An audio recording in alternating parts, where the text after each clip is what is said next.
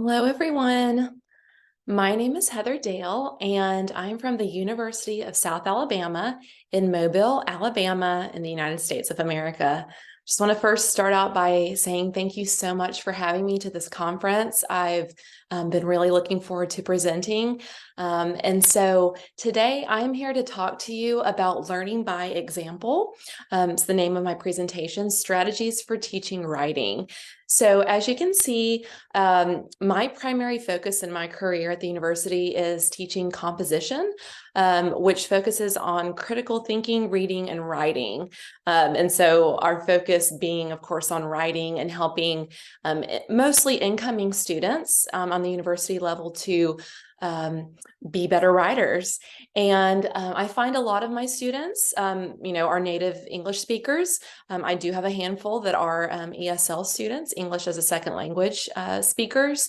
And so what I'm about to show you guys and talk about, which is a learning strategy in my class, is something that has been extremely beneficial to both groups of people, both native and non-native English speakers.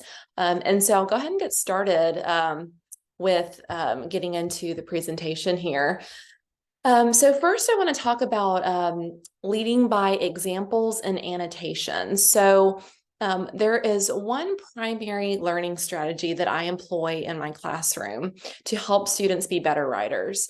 And this is to provide writing examples with significant annotations. So to back up for a minute, there are four, as we know, primary types of learning. There is visual learning, those who learn better by reading and writing, kinesthetic, and auditory. And when I was first approached about presenting at this conference, it was during the pandemic, which, we still are in to many degrees. And so a lot of learning during this time and still today has moved online.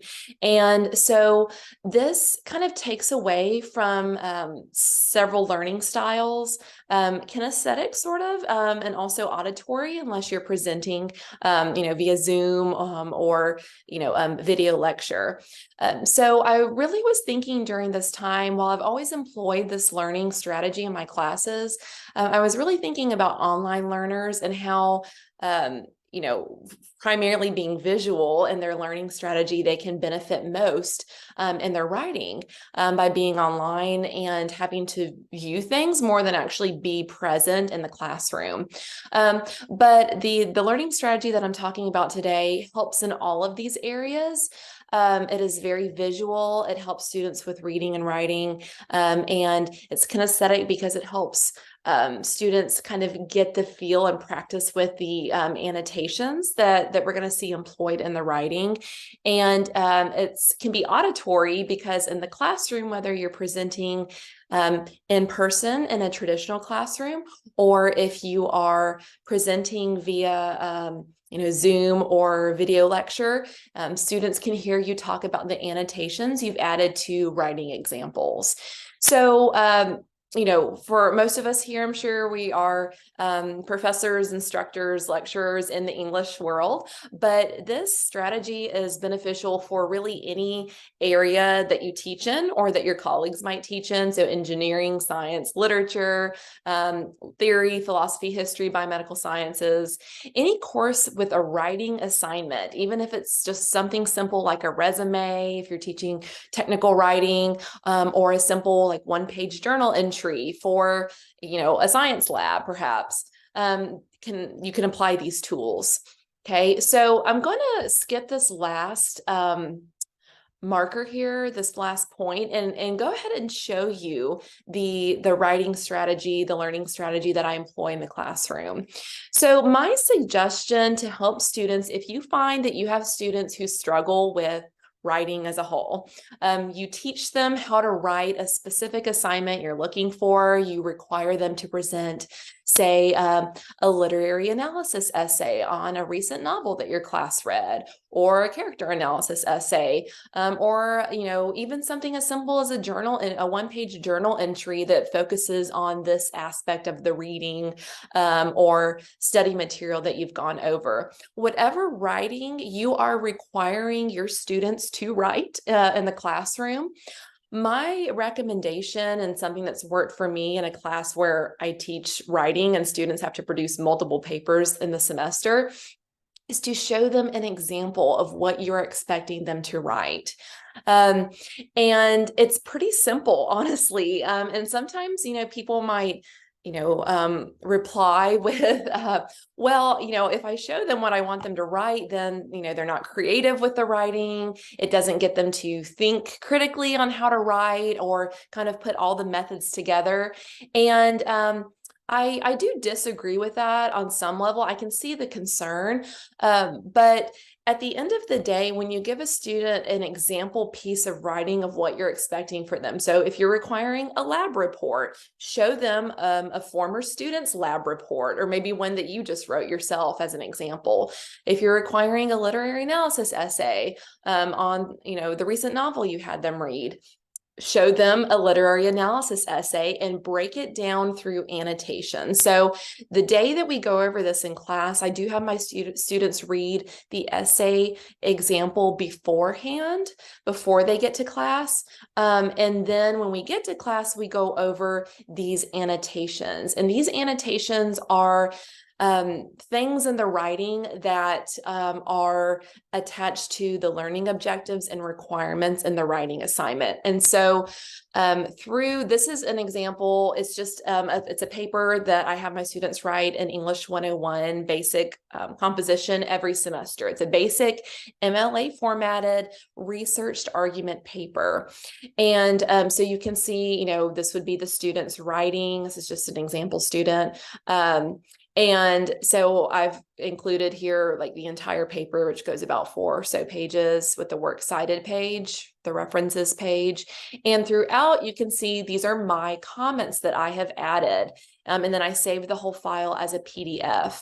And in these comments, that I've added, I am pointing things out to my students within the writing of this good example that I am expecting them to include in their writing.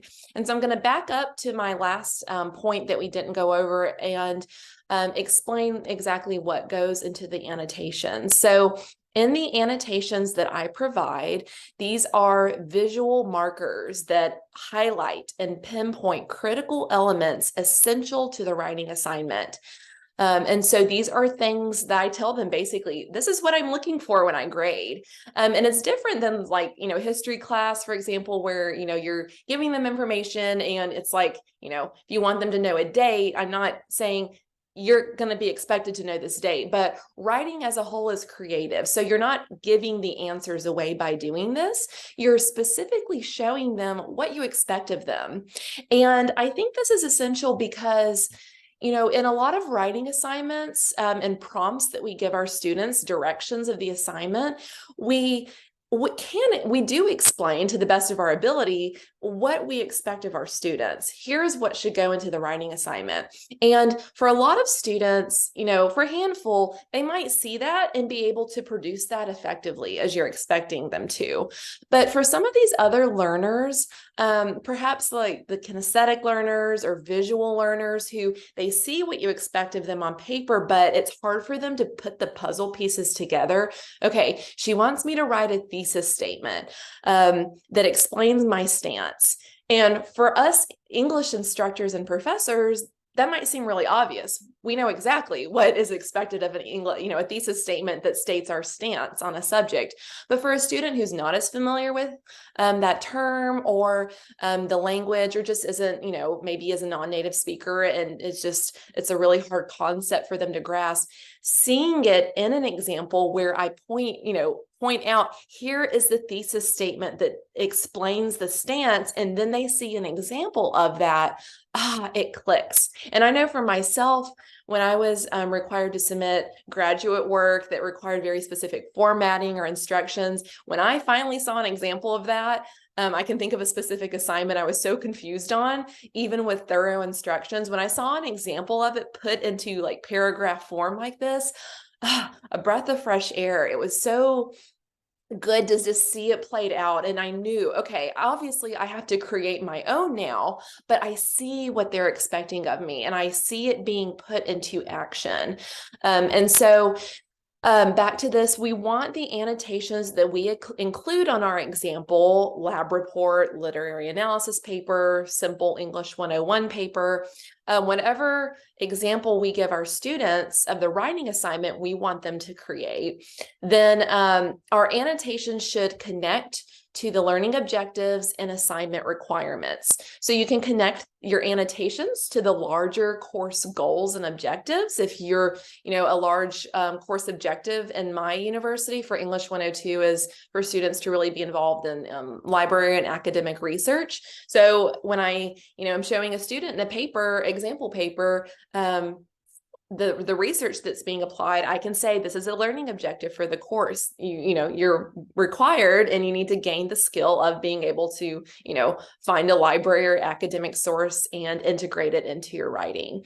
Okay. But also definitely the assignment requirements. So if you're requiring a thesis statement or something very specific, you're requiring a topic sentence for each paragraph, or integration of a direct quote or paraphrase this specific way in MLA or APA formatting, then that's what you can highlight and show the student that writing an example in action and direct their eyes to it. If we give them the example, and this is actually something that I do in a traditional classroom, I will give students a clean example paper without the annotations. And then I have them look for the things that the writing assignment requires. So I might say, I want you to find the thesis statement. They work in small groups sometimes for this. Or I want you to find, where this specific source is integrated into the writing. I want you to find an example where the student is using MLA in this way,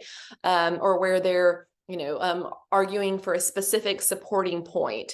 And so you can kind of have students find what you're expecting them to write in the example, without giving the answers away. And then we go back as a class and I have them take notes, and I kind of then share my annotations with them and see if what they found in their small group work matched what my annotations show. So you can if you want to make this interactive, which I do actually really suggest you do, and kind of make them work for it, then and really exercise those critical thinking skills, then you can really create a whole class discussion on this and turn it into a whole day of learning. So it's beneficial, and not just, again, giving answers away, but also really allowing them to apply and to see these learning objectives and assignment requirements. So just to go through the example that I've provided, and as it says above, and I said earlier, this is a basic MLA researched argument paper. So, I'm expecting my students to present a stance on an issue and argue for it or against it, and use some research to back their points up. So, what you see in the annotations here are kind of what I expect my students to write about in their paper, and what I expect of them to have in their writing. I want my students to explain the controversy surrounding the issue in the introduction. I want a solid thesis statement that states the author, meaning the student writer's stance, along with an overview of the supporting reasons. Okay, so those are the things listed on my assignment prompt. And I'm highlighting and showing my students through the annotations these things in action in the writing. And it really directs their gaze, and they can see, okay, now I see that being applied. But notice that the whole paper is not highlighted. Okay. Just here and there. Okay. Usually at the middle where they're integrating sources, supporting reason 2. I don't elaborate. You don't have to go into extreme depth explaining these things, but you're just showing it in action and how they can learn from it and do this and make sure they have these things in their own writing as well. See, this whole paragraph is not highlighted. I've already highlighted a lot in the other body paragraph. So at that point, I'm probably expecting them to see, these things in the next body paragraph. Okay. And so it's really not a lot. And then of course I don't highlight every single thing for the formatting and the works cited page, but I just say it's correctly formatted according to MLA and some of the specific things that actually students kind of mess up on as well. And so I'm going to go into my last slide with that. And so some questions to consider for yourself if you want to apply this learning strategy. And I will say at the end of the semester in my student evaluations, and when I ask my students, what really helped you with writing the papers in this course? Like, what do you remember? And what was the biggest help for you? And I would say the majority of student responses say, I loved the paper examples. For each type of paper they had to write in the course, which is about 4 papers total for the semester, I showed them an example of each of those as we were working on it, so spaced apart. And they said they loved it. It helped them so much, and they really learned a lot from the days that we went over those examples. So some questions to consider, like what writing do you assign? It doesn't have to be a full paper. Again, it could be a small journal entry, and you just show one example at the beginning of the semester. If they're writing a journal entry every day, you just show it one time. But here's one: what weaknesses do students have with the writing assigned in your course?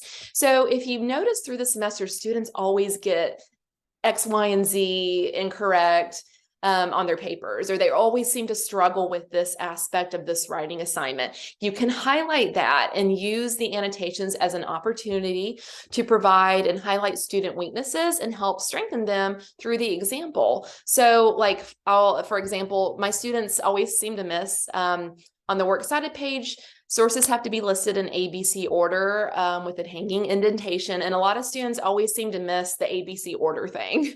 So by me highlighting that and really showing, and even just mentioning, hey, ABC order, the student did it right, it reminds them, okay, ABC order. Okay, so whatever struggles or weaknesses your students have, you can use and highlight that in the example paper. How could this resource of writing examples be incorporated into your course? So you can count it and factor it into group work, as I said that I did. It can be graded assignment. Have them create their own annotations. Have them, the homework assignment is read the example paper or writing assignment, create your own annotations, highlight, here are the requirements of the assignment, highlight those things in this example paper, bring them to class the next day, and you can count it as graded work.